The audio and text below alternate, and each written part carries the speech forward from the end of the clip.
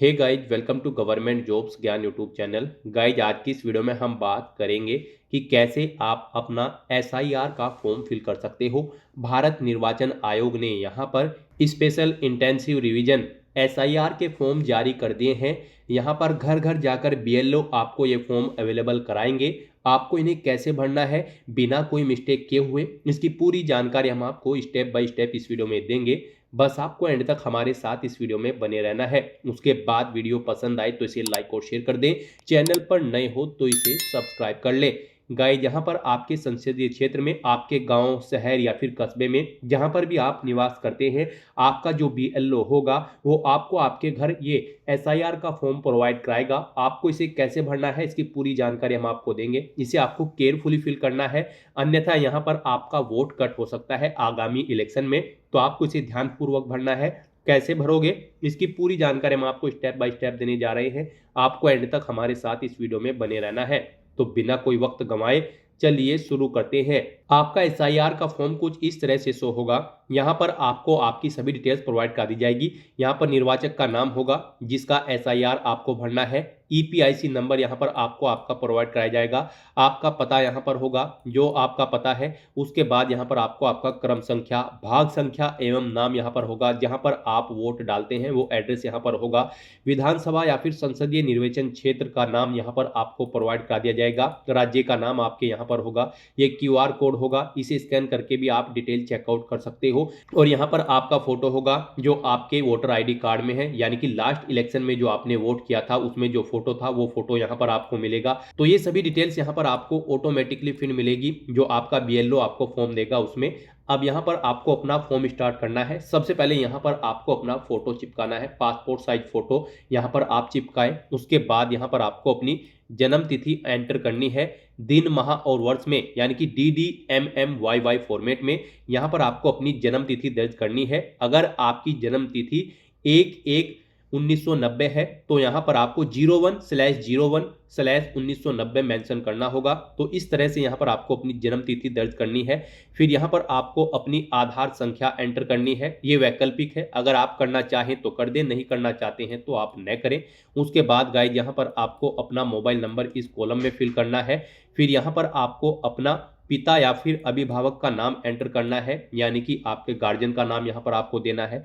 फिर यहाँ पर आपके पिता या अभिभावक का ईपीआईसी संख्या अगर आपके पास उपलब्ध है तो वो यहाँ पर आप एंटर कर दें।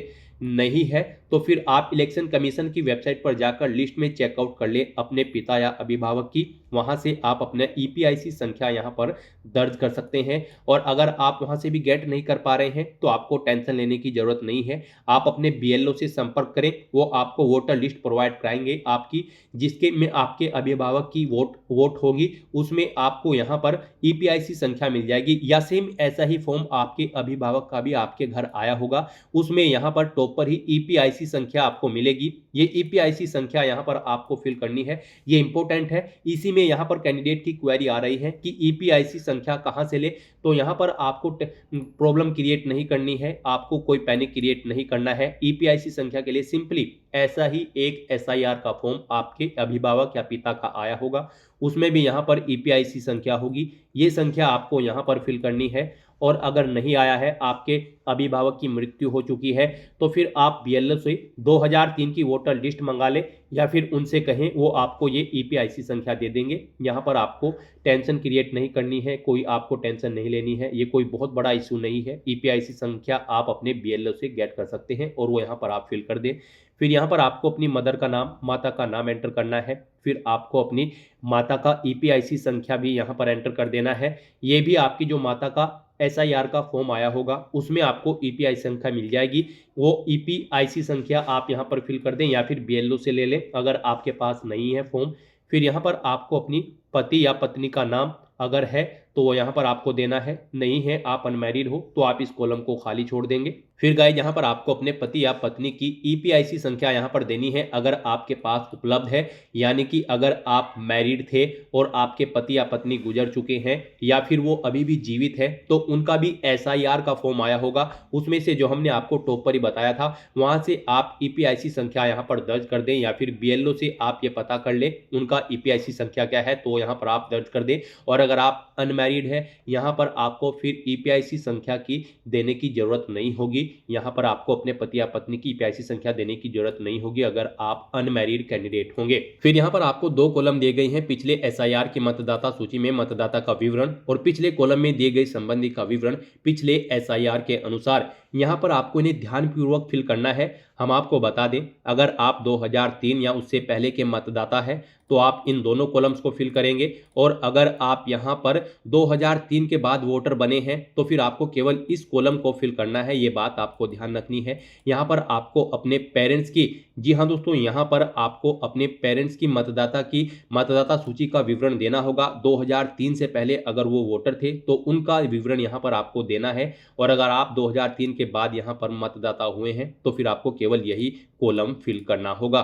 तो यहाँ पर आपको इस कॉलम को कुछ इस तरह से फिल करना है। यहाँ पर भी आपको अपने माता पिता या अभिभावक का नाम देना है, फिर उनकी ईपीआईसी संख्या यहाँ पर आपको देनी है अगर उपलब्ध है।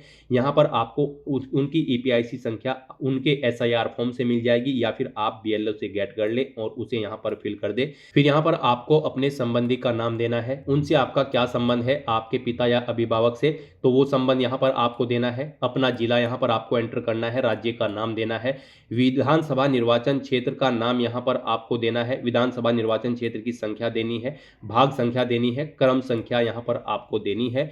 ऐसे ही यहाँ पर अगर आप 2003 से पहले मतदाता है या फिर 2003 की मतदाता सूची में आपका नाम है तो ऐसे ही डिटेल यहाँ पर आपको देनी होगी। इस कॉलम में यहाँ पर आपको निर्वाचक का नाम देना है, उनकी ईपीआईसी संख्या देनी है, फिर संबंधी का नाम देना है, उनसे आपका क्या संबंध है वो यहाँ पर आपको देना है, जिला देना है, राज्य का नाम एंटर करना है, विधानसभा निर्वाचन क्षेत्र का नाम यहाँ पर आपको मेंशन करना है, विधानसभा निर्वाचन क्षेत्र की संख्या यहाँ पर आपको देनी है, भाग संख्या देनी है, क्रम संख्या यहाँ पर आपको देनी है। ये निर्वाचन क्षेत्र की संख्या, भाग संख्या और क्रम संख्या आपको आपके गार्जियन के एसआईआर फॉर्म में मिल जाएगी, वहां से आपको इसे फिल कर देना है, या फिर आपको बीएलओ से पता कर लेना है, या फिर इलेक्शन कमीशन ऑफ इंडिया की वेबसाइट पर जाकर आप अपने अभिभावक की एसआईआर फॉर्म चेकआउट कर सकते हो, उसमें ये सभी डिटेल्स आपको मिल जाएगी। तो यहाँ पर अगर आप चेकआउट नहीं करना चाहते हैं तो आप बीएलओ से ये सारी इंफॉर्मेशन गेट कर लें और उसके बाद आप ध्यानपूर्वक इस फॉर्म को भरें। तो ऐसे यहाँ पर आपको अपना एसआईआर 2025-26 का फॉर्म फिल करना है बिना कोई मिस्टेक किए हुए। फॉर्म फिल करने के बाद यहाँ पर आपको कुछ शर्तें दी गई हैं। उपयुक्त निर्वाचक ने स्वयं, यानी कि मैंने, परिवार के सदस्य ने किसी अन्य देश की नागरिकता प्राप्त नहीं की है, यह आपका होना चाहिए। मैं मतदाता सूची में शामिल होने के लिए आवेदन कर रहा हूँ और ऊपर उल्लिखित नाम मेरा परिवार के सदस्य का होने के नाते किसी अन्य विधानसभा क्षेत्र या संसदीय क्षेत्र में शामिल नहीं हूं।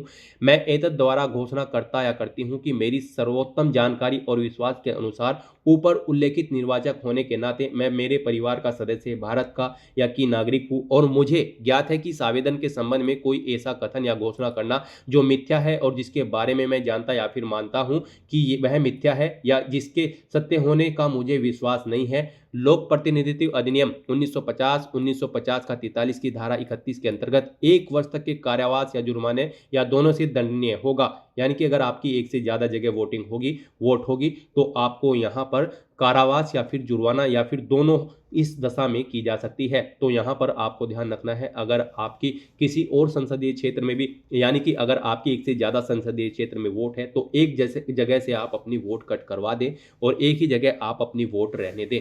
इस तरह से यहाँ पर आपको इंस्ट्रक्शंस को रीड कर लेना है। इसके पीछे भी आपको कुछ इंस्ट्रक्शन दे जाएंगे फॉर्म के, उन्हें भी आपको केयरफुली रीड कर लेना है। यहाँ पर आपको आपके बीएलओ के हस्ताक्षर मिलेंगे जब आपको बीएलओ आपका फॉर्म देगा। तो इस तरह से यहाँ पर आपको अपना ये फॉर्म फिल करके अपने पास रख लेना है, और उसके बाद बीएलओ जब आपके पास आएगा तो आपको ये फॉर्म उन्हें प्रोवाइड करा देना है। तो यहाँ से आप इस तरह से अपना फॉर्म बिना कोई मिस्टेक किए हुए स्टेप बाय स्टेप फिल कर सकते हो।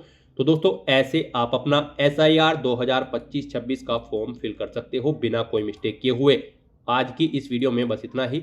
आई होप ये वीडियो आपको पसंद आई होगी। अगर पसंद आई हो तो इसे लाइक और शेयर करें, चैनल पर नए हो तो इसे सब्सक्राइब कर लें। Thanks for watching.